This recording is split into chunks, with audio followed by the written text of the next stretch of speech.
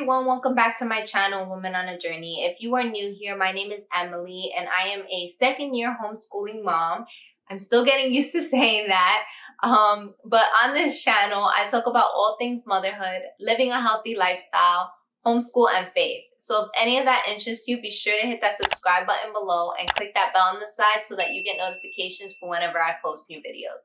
You can also check me out on Instagram at A Woman on a Journey blog, and you can check out my blog at awomanonajourney.com. So in today's video, I'm going to be sharing with you 3 of the goals I have for this upcoming school year. Now, I'm sharing this with you guys a little bit late because I was still trying to contemplate what I wanted to see and do differently in our homeschool. And so I'm not going to take too much time in this video. I'm going to try not to, at least. But I just figured that I share this with you guys so that maybe if you're still trying to figure out what you want to do or see differently in your homeschool, maybe some of my goals might encourage you, and maybe they might work for you, maybe they might not. But I figured I'd share this video anyway, and hopefully it'll help out one of you. So the first thing I want to share is I definitely want to be more consistent with prepping the night before. And Christy over at One Blessed Mess has spoken about this before, and I had tried it last year, and every time I did it, I felt so good that I was able to plan our week. I would take like Sunday to plan our week, and then every night I would get whatever it is, whether it's materials or the worksheets or just whatever it is, kind of prepping my mind for the next day as far as what we were going to do. And I felt amazing when I did that. I was just like, oh my goodness, I'm not wasting time in between each subject trying to figure it out and read through real quickly to have an idea of what we're doing next. And I just wasn't consistent with it enough.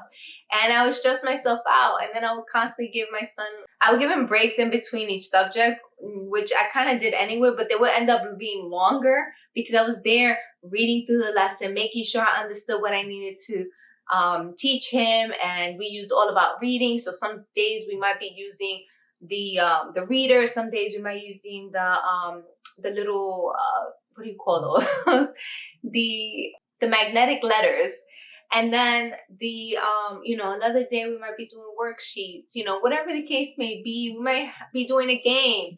And so that was something that was like, I was trying to prep or cut things out literally within the 15-minute break I was giving him, and I was spending, more time. And then by the time I'm done, it's already been 30 minutes and I've already lost him. And so it's been an adjustment. And obviously last year was my first year homeschooling. He was in kindergarten. He is in first grade now. And so you learn and you grow. You end up trying to fix your mistakes, I guess. And so that's what I'm trying to do.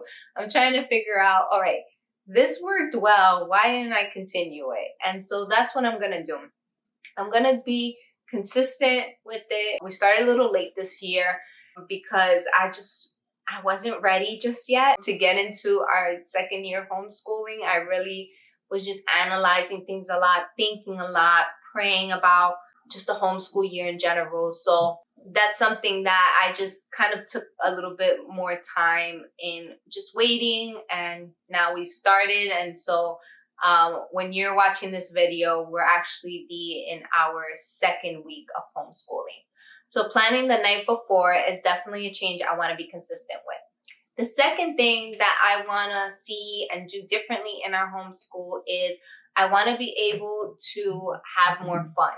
And in our homeschool, but in our home as well. So this is kind of a homeschool mom / motherhood goal. And so the reason why I say that is because last year we would do homeschool, and I'll do the whole homeschool, then I'll be doing the cooking in between, and then I'll be cleaning up, and I'll be just the whole daily grind of everything that we had to do, that I would be tired. And, then after school's done, my son wants to play, and I'm just like, I'm tired. I just wasn't in the mood a lot of times, or I wasn't feeling well. I do deal with chronic pain and chronic fatigue, and so, those things kind of play a part in it as well. But he's 5, he's going to be 6 soon. but he doesn't fully understand that. He's so sweet and he's so caring and he understands to an extent, and he's just so forgiving when it comes to me not feeling well.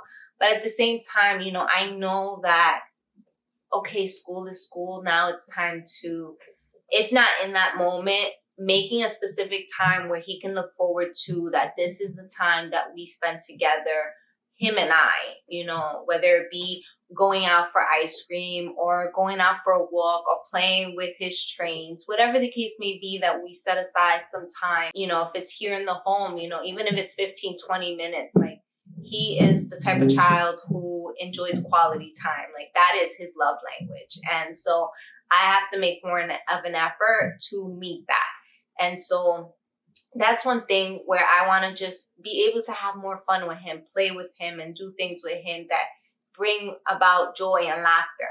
And then the other thing that kind of falls under this, and it falls more into our homeschool aspect, is he really enjoys arts and crafts. And I haven't done nearly as much as I wanted to last year. I am not an arts and craft person by any means. And so he loves it, and I let him do things independently. And then sometimes he wants to do more, and I haven't been able to, not that I haven't been able to, I haven't desired to want to do any of that. Like, it just doesn't interest me.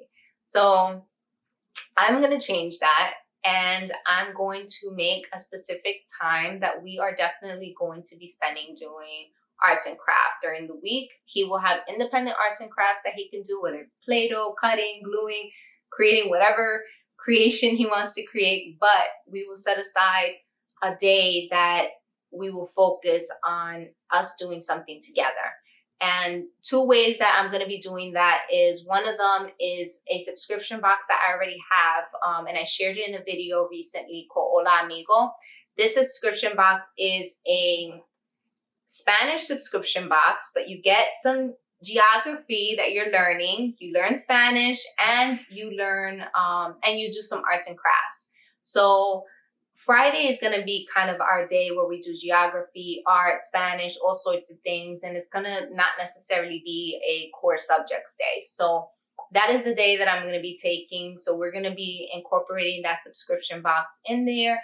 There's a couple of crafts. There's even games in there. So we will be kind of splitting up those crafts or games throughout the month until the next subscription box comes. The other one that I got recently, and I will be recording a video on this, it's called Knowledge Crate. I love the fact that Knowledge Crate had all the different things already inside. I don't have to worry about, do I have the glue? Do I have the string? Do I have, whatever it is. Maybe it's a a pin or something. Like, everything comes in there already for the crafts. And I really love that because, like I said, I'm not a craft person. So whatever makes my life easier and my son happier, that works for me. So I'll be recording a video coming up for that as well. I'm not sure if I'll put it out before this video or after. I believe I'll do it after though. But anyway, be on the lookout for that video. Now, the third thing I want to do more consistently is read alouds. Now, I did share a couple of videos back that I got a couple of read alouds that we're going to do their chapter book read alouds, and then I have some picture book read alouds. I was not consistent with read alouds last year.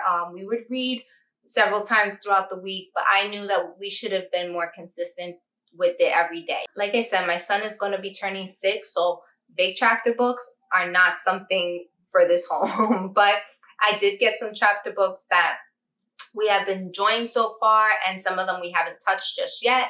But if you have a child that you're trying to introduce chapter books to, or you want some ideas on picture books, both those videos, I'll link them down in the description below, and you can check them out and see for yourself if they might be something you're interested in. But read aloud time is something that I want to be more dedicated to doing. And so what we started to do specifically in the summer is I started to be more consistent with reading aloud during breakfast time or during lunchtime. And we usually read in the evening, but that's also usually our family devotion time. So I kind of leave that to more of the time that we spend together or time that my son spends with my husband. And so I kind of want to make sure that him and I have that time together too. So usually breakfast or lunch, that is our read aloud time. that is something I want to be consistent and on top of. And I think that that's the best way for me to make sure that it happens. Here's to hoping that I can actually do all three of these things consistently and just making not just our homeschool, but our home life just more enjoyable, better, and just more lasting memories, more organization. That's what I'm hoping that these three goals provide for me this year. Let me know down in the description below, what are your goals for this year, whether it be in motherhood or in homeschool or just maybe in life in general. Maybe you plan goals every month or every couple months and you try to meet those goals. Let me know down in the description what they are. And if you like this video, please don't forget to give it a thumbs up, and I'll catch you guys in the next video. Bye.